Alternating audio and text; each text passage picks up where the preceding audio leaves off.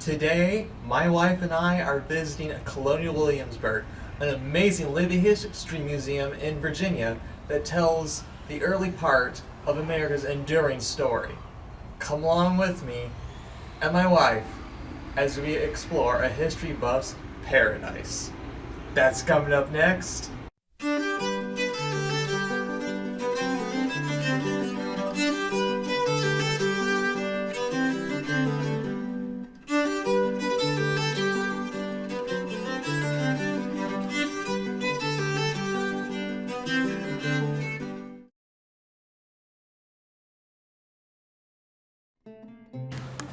You folks feeling ill today? A little hot. A little Do you hot? have any ideas of what you would suggest as a remedy? Well, light colored clothes, stay indoors, open the doors, stay out of the sun. I have that top medicine there, concert of Leole, that's wood sorrel. If you're thirsty from the heat, that is supposed to quench your thirst and wet your mouth, so that might help. Now, of course, we have air conditioning today, which is the best medicine I can offer somebody on a hot day like today. So you folks have any particular interest? Anybody in the medical field, pharmacy field? I'm a plant biologist. You're what? I'm a plant biologist, but I've never heard what an apothecary is, so I'd just be curious to learn a little bit. Absolutely. So your apothecary, 18th century, is a doctor, and he's performing many, many different functions in terms of healthcare. So that interaction that we just had, the apothecary is able to diagnose your illness and prescribe medicine. You don't have to see the physician. The apothecary is also going to make your medicine, like a modern day drug company, sell it to you like a pharmacist. Most apothecaries are, like these two apothecaries, these two gentlemen, surgeons as well. These are the folks doing your surgery, it's not the physician. Dentistry is part of surgery at this point in our history. Gentlemen are also your dentists, and they're man midwives delivering babies. So people typically hear apothecary and they think pharmacist. Yes, a large part of their practice, as you can tell from this wall behind me, is making and selling medicine, but they're doing so much more than that. So more along in your field, the shop is set up the way it would be in the 1700s with the materials they're using to make their medicines in the drawers. They'll compound them, put them in on the shelves. All these containers you see are original to the 1700s. They are using a lot of plant material to make their medicine, but they're also using animals and minerals. I can show you some of the things that they're making. So what you see here on the counter, we're making the medicines in modern times, but we're using the same books that they were using, so the same recipes, the same techniques, almost always the same raw materials. There are some things we cannot get any longer, so we have to substitute. So some things you would recognize, that would probably be the one that most closely resembles something you get today. After you have lunch, you might have to come back and take 2 or 3 of these. I like Tums. Yeah, exactly. This is their heartburn medicine, or one of them. Tums today, let me get that door over there. So Tums today is made out of this white powder you see here. 18th century, they're also using that for their cardialgic troches, they're called. That's chalk, calcium carbonate. For their 18th century troches, they're going to add crushed oyster shell. This is calcium carbonate as well. So it's a combination of the two. Now, if you're like me, you are not going to put crushed oyster shell or chalk in your mouth unless it tastes good. So they will put nutmeg in that to flavor it and sugar to sweeten it, water and a little plant sap to hold it all together. But they're basically treating heartburn with the same thing that we do today. This one here is tincture of senna. They were importing senna leaf from Turkey, and to make the medicine, you soak it in alcohol and then take the leaf out. That is an example of the most common class of medicine that they're prescribing. It's designed to purge you down below, to make you go to the bathroom, and they have literally dozens of medicines that will do that, varying strengths. This one, tincture of senna, is one. We get Senecot today, which is a senna leaf-based laxative, so that's still around. This is infusion of foxglove or digitalis. So for most of the 18th century, they're using this to treat seizures, epilepsy, but they discovered late in the 1700s that this works for a condition they call dropsy, and by that they mean edema or fluid buildup in your body. A lot of those folks probably had weak hearts as the cause of that dropsy. Well, in the foxglove leaves, there's digitalis. You can get digoxin today to treat congestive heart failure or heart rhythm problems. So that process started back in the 1700s. And then this one as well, started a little bit earlier, 1600s. This is tincture of Peruvian tree bark. It is a bark of a tree coming from Peru. Again, they'll soak it in alcohol to make the medicine. That's for your intermittent fever. You're sick with chills, fever, sweats. You get better for 1 to 2 days, and then you get sick again. You have that cycle of illness. That's intermittent fever to them. They don't know why this works, but in that bark is quinine.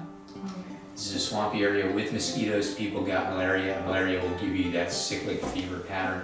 Quinine could kill the parasite causing your malaria. One of the many, many options available today still to treat malaria. And are these organic medicines today or medicines that are prescribed by doctors? You know what I mean? Like, is it homopathic therapies that you're talking about, or are there things that are medicines today? For like the congestive heart failure, I'm just curious about that. Yeah, no, that's allopath, so your normal physician is going to prescribe that for you for congestive heart failure. Okay. The Seneca, it's over the counter. Of course, the antacids are over the counter. Quinine would be allopathic, again, your physician would prescribe that. This one of my favorites. If you're anemic today, you're going to get put on an iron pill. That's a medicine called candied steel. So it's tiny iron filings with a sugar coating. They're using it to treat chlorosis, and the description, if you read it, it's anemia. So they're treating anemia basically the same way we do today. That would be hard to swallow, which you're going to have to do. So you do have an option. This one is steel wine. So you soak those iron filings in wine that you just have to drink to treat your anemia. So it's impressive how many things we would agree work because they're still around today. Now there are some that aren't, and the main ones are the metals. They're using mercury quite liberally. We wouldn't do that today. Using lead inside the body, we wouldn't do that today, but they are. So any questions you folks have, or any other interests? How costly was, that you mentioned imported from Peru, right? Yes. So does that make it cost prohibitive for an average folk, or, Seems like a simple question, right? It's very difficult to answer because they're not keeping records that allow us to say a dose of that costs this much.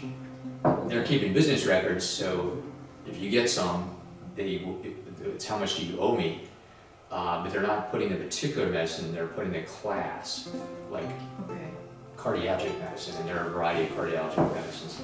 And then even when they put the name of the medicine, they're not putting how much they give you, how many ounces, so we can't figure out per dose how much it costs. But yes, you're right, because these things are coming from outside Virginia and outside the colonies, these are going to be expensive raw materials, so the medicine is likely to be expensive. But there are two mechanisms in place to help you if you can't afford those. So one is, there are essentially generic medicines. One of the pharmacy books in 1700s, 1753 has a section, Medicine for the Poor and the Military.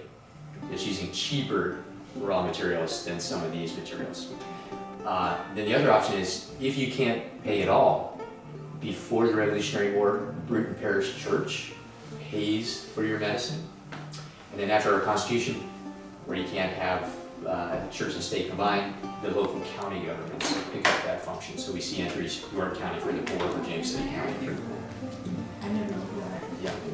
So part of being an English colonist here is you have to tithe to the church, to Bruton Parish Church, and so part of that money is used to pay for the poor's expenses for medicines and such.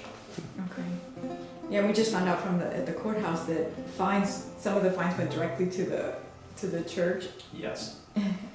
Now, this is a trade that's unusual in many respects, but one is the fact that every other trade has to shut down on Sunday. Well, people get sick on Sunday, so these gentlemen are excused from the requirement of having to attend the mandatory attendance services on Sunday. It's different also in that It's the one trade I'm familiar with where you have to know something before you start your training. And it's because the language they're using, so you may notice not English, they're using Latin. You have to have a working knowledge of Latin before you start training. And then the third difference would be because of that, it's the only trade where it's exclusively male. Because nobody's teaching girls Latin in the 18th century. So it's all your apothecaries are going to be male, all your apprentices will be male. There's one exception, in the 1720s up in Boston, there's a woman named Elizabeth Greenleaf. She's got the perfect name for an apothecary. Yeah. She has taken over her husband's apothecary after he died. So it seems like she's running the practice. But she could not have done the apprenticeship. She learned working side by side with her husband in the shop.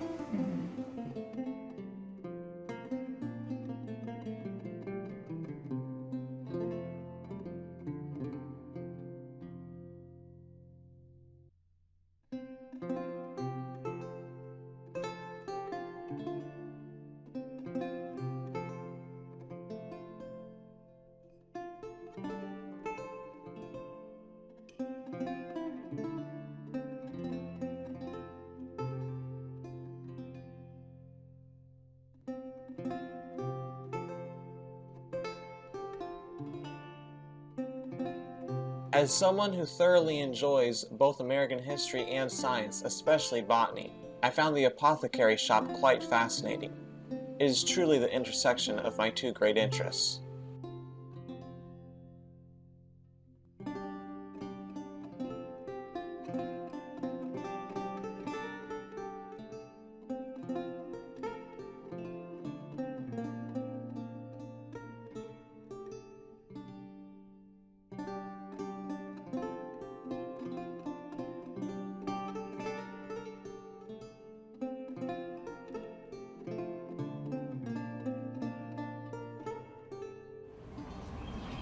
Well, that's a wrap for this Colonial Williamsburg video. I hope you really enjoyed it, getting to see another part of this amazing living history museum. If you like this sort of stuff, check out my other videos. Check out colonialwilliamsburg.org to plan your own visit here, because it's so much cooler in real life than it is on film. Till next time, this is History Buff, TN Photobug signing out, and I'm having a blast with the past.